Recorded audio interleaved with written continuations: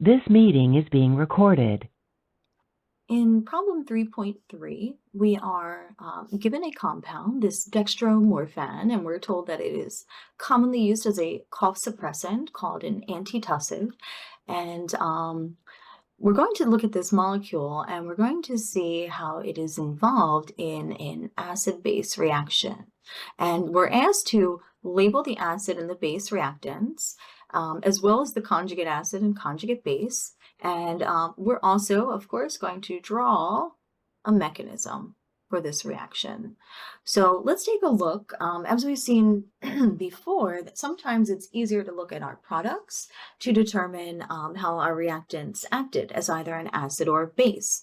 So we see here our first reagent, the dextromorphan, and then we're also using HBr. So you may be familiar with HBr, hydrobromic acid. So let's take a look and see what happened here. So the conjugate base that we see over here to our HBr indicates that this would be acting as an acid because the conjugate, the pair over here, is similar but more basic. It has lots of proton. So we've so far identified our acid and our conjugate base. So let's look at our other reagent. The dextromorphan then must be acting as a base.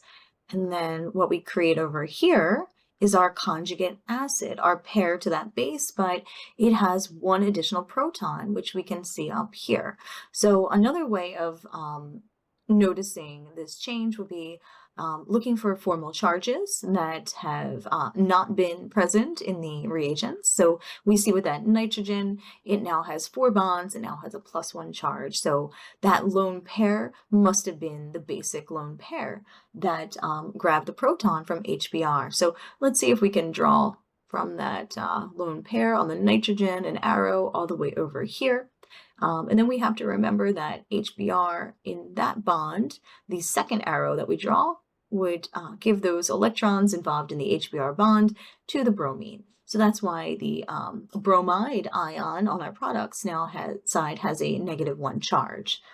So for this question, we have answered, correctly identified the acid, the base, the conjugate acid, the conjugate base, and we've also drawn our mechanism, the 2 curved arrows for the proton transfer.